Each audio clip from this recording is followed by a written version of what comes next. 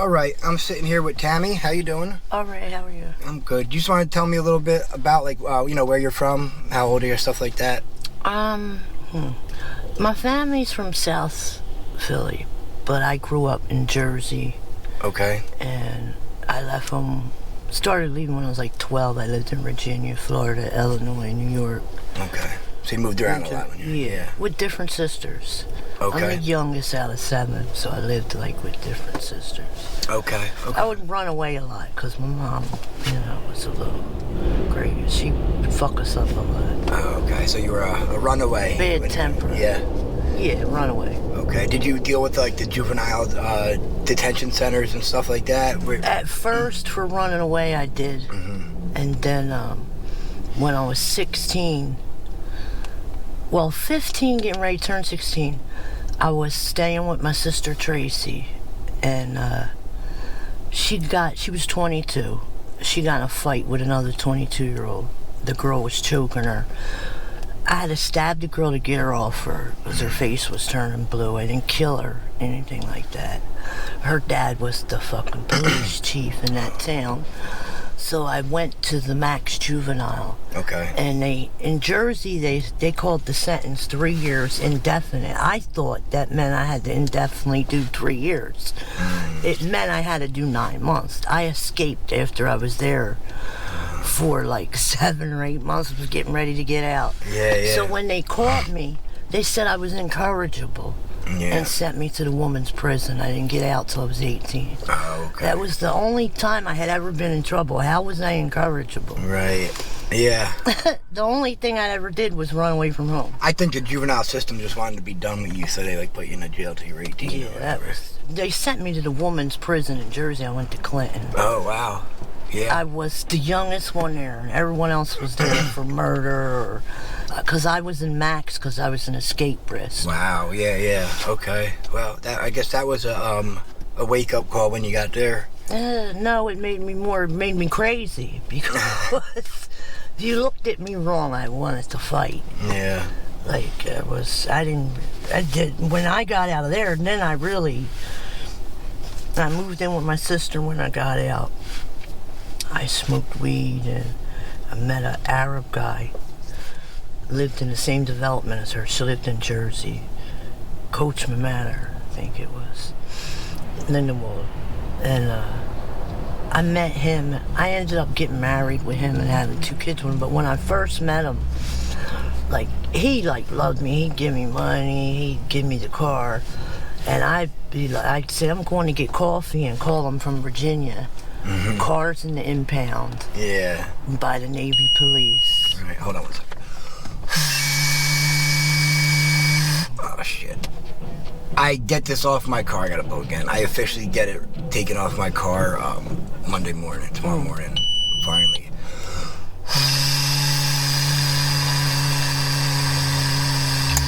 It's from a heroin DUI from 2008.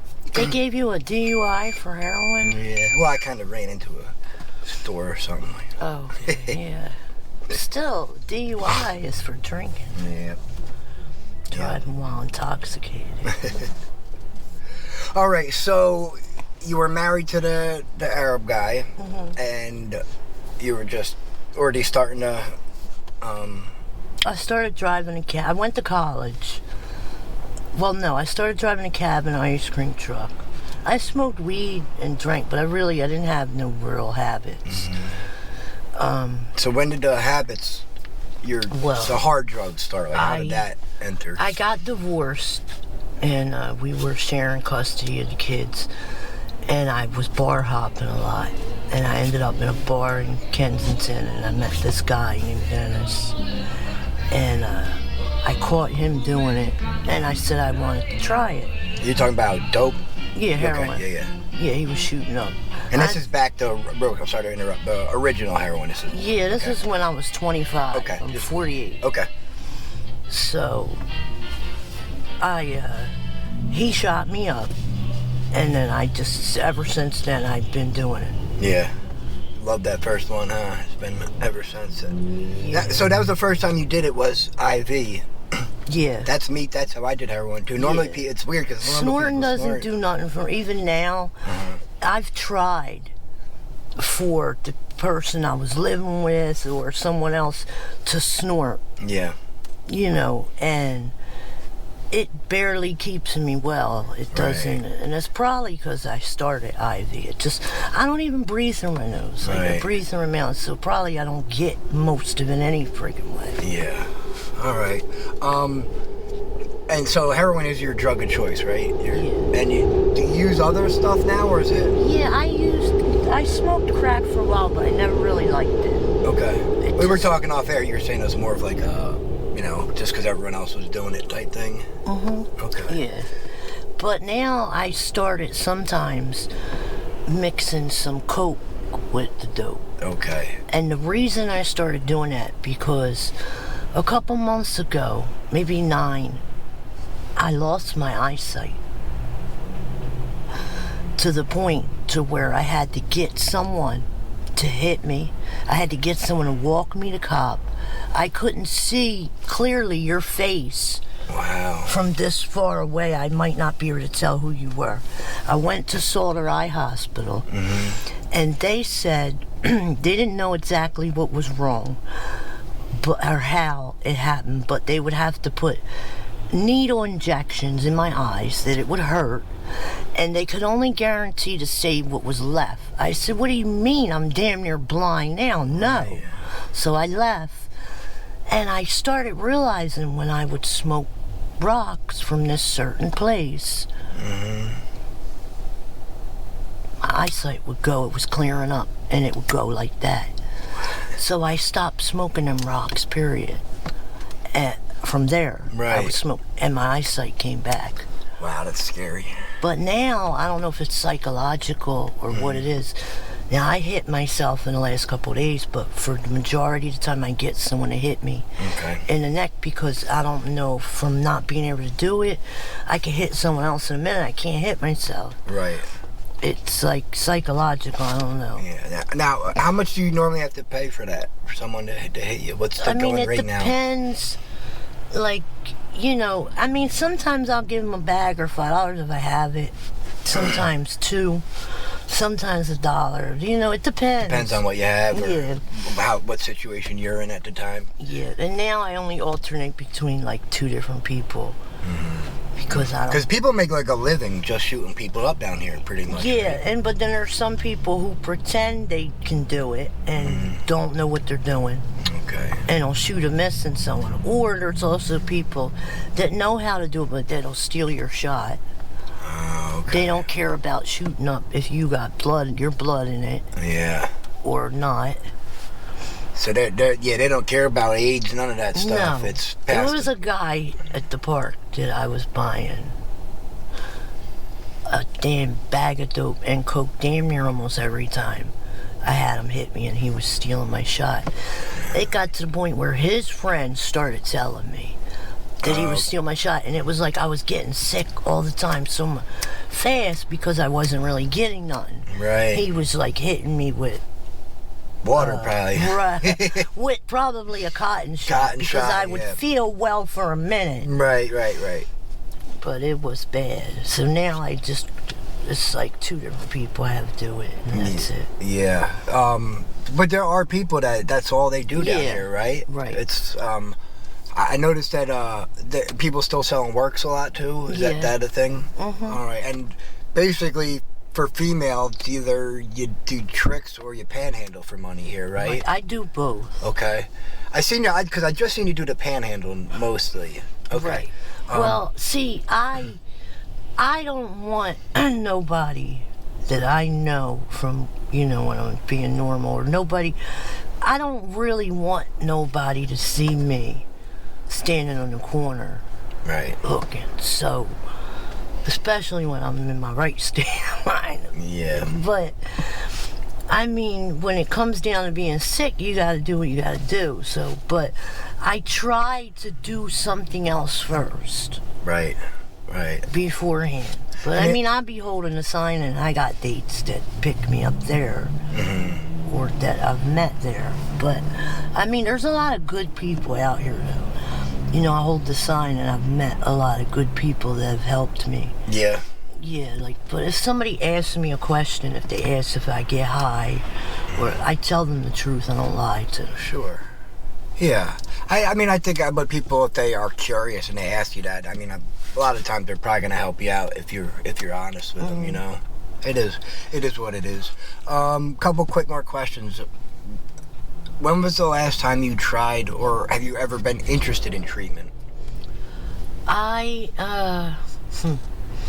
was interested in treatment for the last couple years, like 10 years, 15, but I didn't know at first if it was because the guy I built the business with and everything, he wrote a book on recovery. He's a neuropathic doctor. He ran drug programs. He had me released from jail to our house like it was the program. And then he could finally, no one knew he used, he could finally stop snorting at 72, and I couldn't stop. So he said, oh, I'll drop you off in Kensington and you could come home when you could stop. Wow. Yeah. Wow. So when was the last time you been in treatment or tried it? Do you even remember? No, it was, I mean, it was within the last 2 years. 2 years? What, just like a detox or something like that? I mean, a lot of times I went and tried to get in and sat so freaking long that I ended up just getting up and leaving. Yeah. But now I found out you can just, I think, like, go to Kirkbride, like, actually go there. Oh, and just Yeah, turn yourself walk in pretty much. Yeah. And, well, you got to still go through the process Sure. if you're going to get in, but it's a lot quicker. That process of waiting all day to get in detox, it's a horrible process. It And is. It keeps a lot of people from trying to get clean, you know? Right. It stops a lot of people. But Jess, I had to convince her. I gave her $40 to go grab stuff to sit in the hospital with, you know? Because the way her legs smelled, I thought she was going to die. And I figured that's the only way to get her into the program, you know? Yeah, the stuff in the truck smelled horrible still. It was bad. So There's so many people down here, when I go next to them, I smell it. Like the smell. It's like a smell rotting. it. Listen to this. This coat isn't mine. So, I put the coat on. I was tired, and I thought it was mine. Mine was black, too. Right. And they were in the same spot. And I put it on, and it's got that smell to The it. trank smell, yeah. That the infection, rotting, no, yeah. that, like, and I wiped it, and I just still, I don't know if I'm smelling it, from being around the people, that I don't know, but Yeah. see, but I've had like an abscess or something and not went right away, but I mean, once something is fucked up, I'm going because I don't want to, you know. Yeah. And you say you haven't dealt with too many of the sores recently, right? I don't have any sores. Yeah, that's good. I don't have any sores. No, I'm saying that's good. I'd say like 90% of the people I talk to have them, you know? It's scary. They're not sore. They are abscesses that they had that they never got treated. Treated, right. That they picked or didn't pick, or that popped and then didn't heal because it really needed the infection cleaned out and to be packed, and they still got infection in their body, and now you're doing dope and your body can't fill that hole in because you got all that shit running in you. Yeah. It's not, I don't know though, you know, the shit they're putting out there now is fucked up too, but Yeah, all these synthetic but I drugs. don't, then again, I don't have any holes, so I really think it's, because it's been times I've been out here and I should have took care of something like a abscess or, Right. and I waited longer than I should, but I just didn't wait as long as they did. Right. Like when it comes to the point of I think it's going to be something that ain't going to go away, or I'm gonna lose something. So you're saying like a hospital. lot of the people with sores, if it addressed it sooner, it could have been prevented, is what you're saying, or minimized a lot. Right. Yeah, no, I tend to agree. Like even Jess said hers was going on because she shot it in her leg. Hers was going on something like 2 years. It was like that. Yeah. It's like, man. Yeah. But like I said, I'm glad she's in the People hospital. are losing limbs out Yeah. here from not going. Well, you see so many people in wheelchairs or limping or, you know what I mean, down here. It's sad. See, when they call samples, they're limping and pushing a wheelchair. I don't want to laugh at that, but Why? It might be me one day. no, it's right. They were calling them down on Tyseum Street down there the other day. Tyseum, whatever, and that's what it looked like. Everyone was just hobbling there as fast as possible. I said, oh, man. All right, in the future, can I, if I see you, can I continue the dialogue with you, talk to you, see how you're doing? Yeah, sure. All right. Well, thank you for your time. It's been about 15 minutes, but that's perfect. I really appreciate you talking to me. All right. All right, Tammy, I'll talk to you later. All right, bye.